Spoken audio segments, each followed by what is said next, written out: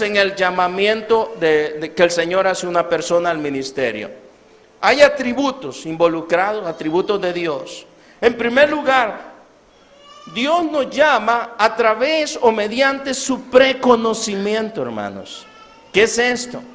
Que Dios no es que nos conoció hace una semana, o nos conoció hace un año, o nos conoció cuando aceptamos a Cristo, o nos conoció cuando nacimos. No, Dios nos conoció antes, que ni siquiera habíamos venido a este mundo. ¿Amén? Él me conoció a mí antes. No había hecho ni bien ni mal. Ni siquiera había nacido. Ni siquiera mi padre había nacido. Fue antes. Y Él me conoció. Y Él me llamó desde antes para hacer lo que hago hoy. ¿Quiere ver eso? Vayamos a la Biblia. Aquí hay un ejemplo. Jeremías 1, 4 y 5. Jeremías capítulo 1, versículo 4 y versículo 5. Dios no improvisa, hermanos. No improvisa. No es que Dios dice, ven, me gusta este hermano, ¿cómo está? Lo voy a llamar. No. Dios no está improvisando. Aquellos que están en el ministerio, yo estoy hablando de los verdaderos siervos de Dios. De eso estoy hablando. Estos Dios los conoció antes y los llamó antes. Amén, ¿lo tienen, hermanos? Jeremías 1, 4 y 5 dice: vino pues palabra de Jehová a mí diciendo: antes que te formase en el vientre te conocí. Wow, yo no sé si ustedes pueden entender la magnitud de estas palabras. Antes que te formases en el vientre de tu madre, yo ya te conocía. Imagínense, ¿verdad que es demasiado para nosotros? ¿Cómo pudo conocerme antes?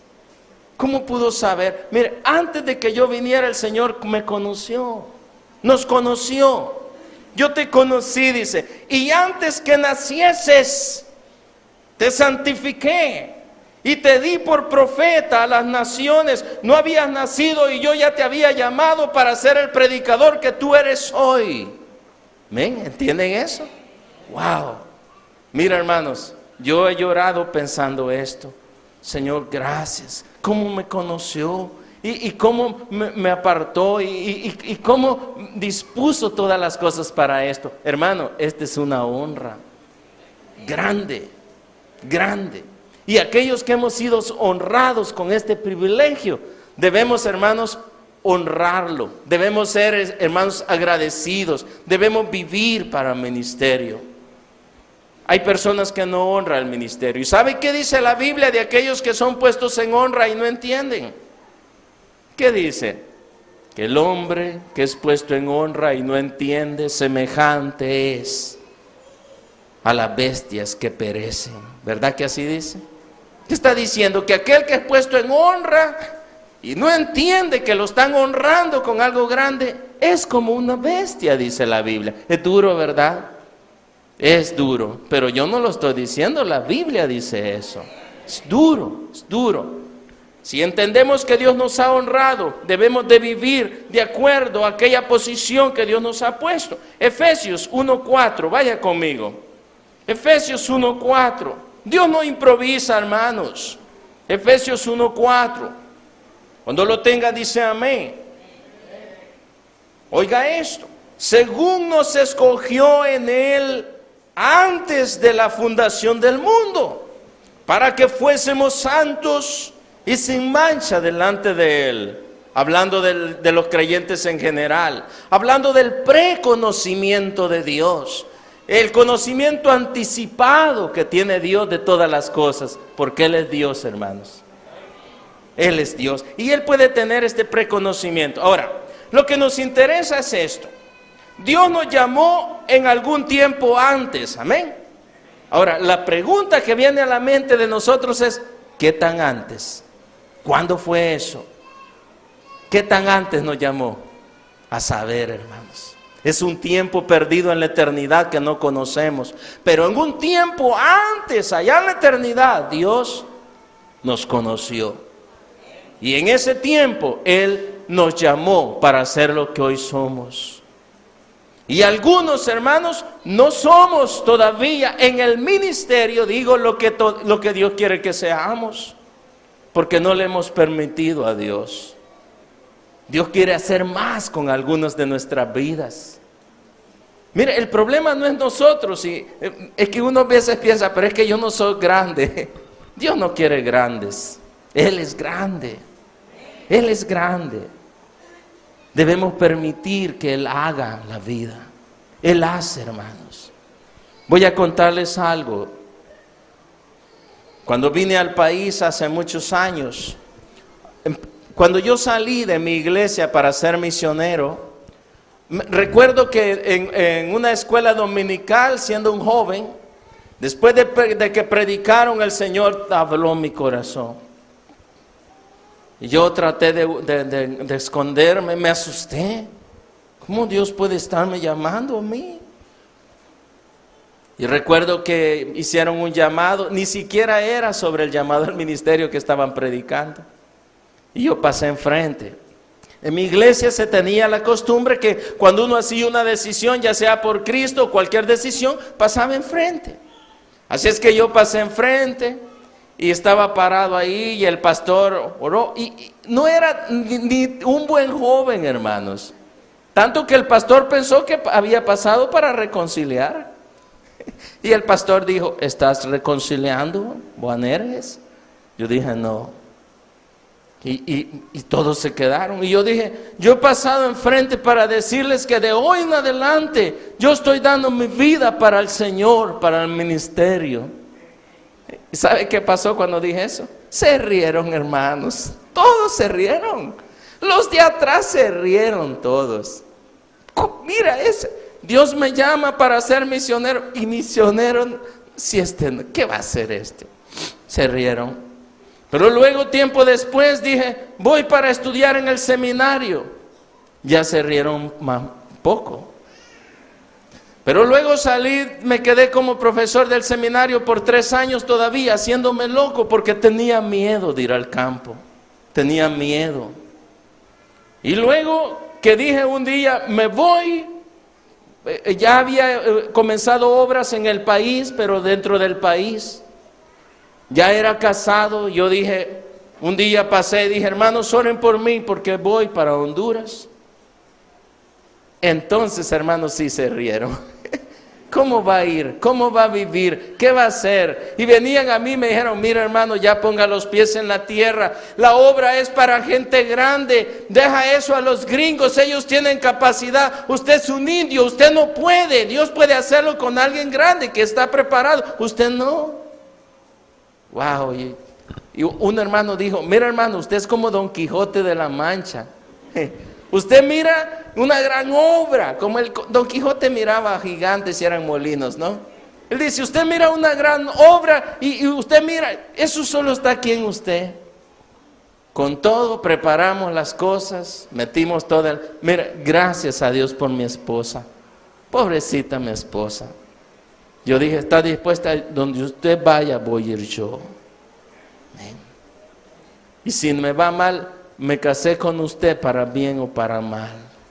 Gracias a Dios por las esposas, gracias hermano, por las esposas de los pastores, de los siervos de Dios. En vez de la mujer no brilla mucho, ¿verdad? El hombre es el que se mira lo que hace y ella pareciera que no hace nada, pero créanme, la iglesia tiene una deuda muy grande con la esposa del pastor.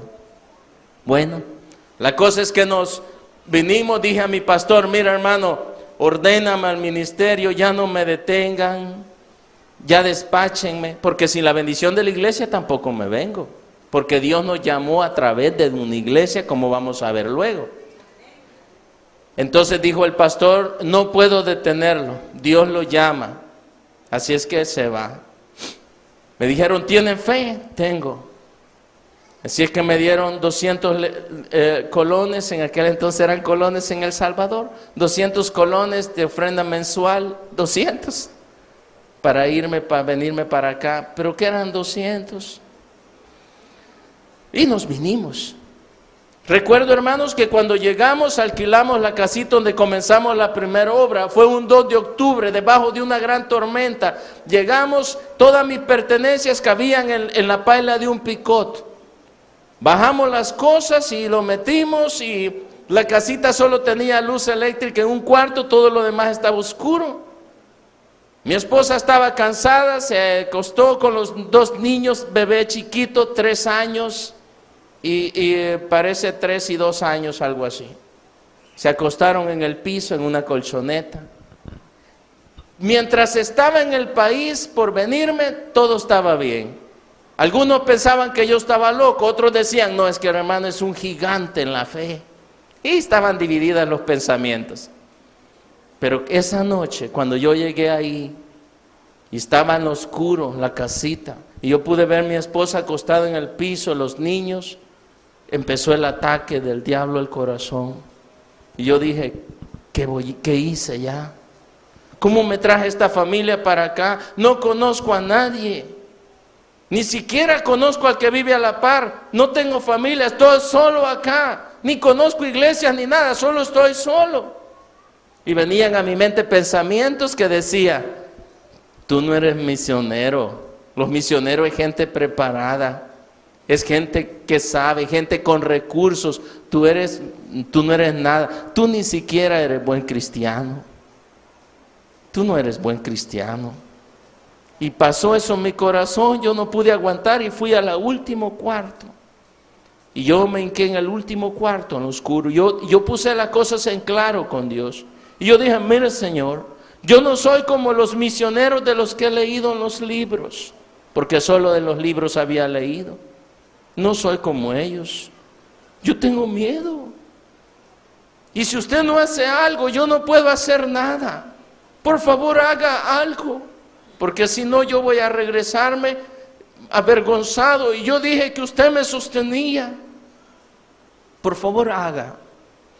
No sé cuánto tiempo pasé ahí orando, pero Dios me dio paz esa noche. Al siguiente día fui a comprar un machete para matar las culebras, porque culebras vivían en la casa. Como estaba abandonado, las culebras pensaban que era su casa y entraban. Y de hecho era su casa y era su país, nosotros éramos los extranjeros. La cosa es que llegó el primer domingo. Mi plan era, yo hice todo un plan, hermano, porque nosotros hacemos planes. Yo hice mi plan.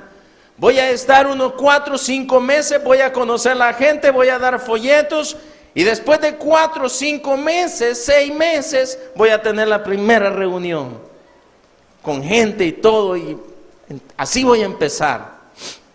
Ese era mi plan.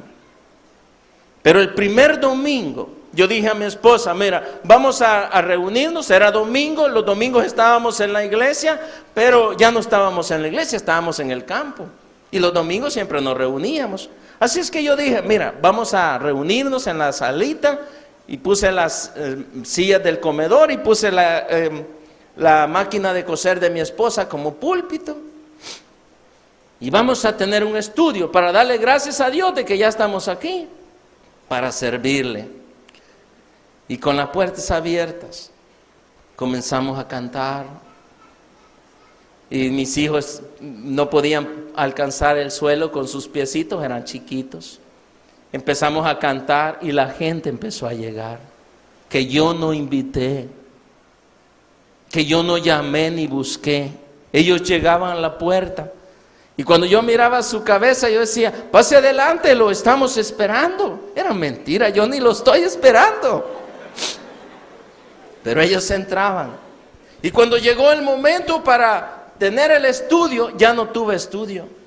Ya habían como 15 personas ahí y yo prediqué el evangelio por primera vez desde el primer domingo. Y los primeros aceptaron a Cristo ese día. Ahora, ¿qué hacer? Mi plan es dentro de 4 o 5 meses. ¿Qué hacer? Hacer a un lado mi plan y seguir el plan de Dios. Un niño regresó y me dijo, miren, va a haber el otro domingo, vengan. Y era tan nuevo un culto como este. Ellos solo conocían el culto de algunos pentecostales, bullicioso y de todo eso, y de eso conocían, no conocían un culto como este. Era tan diferente que un niño fue a su casa y regresó, y al volver dijo: Padre, me dijo, dice mi mamá si va a dar misa el otro domingo.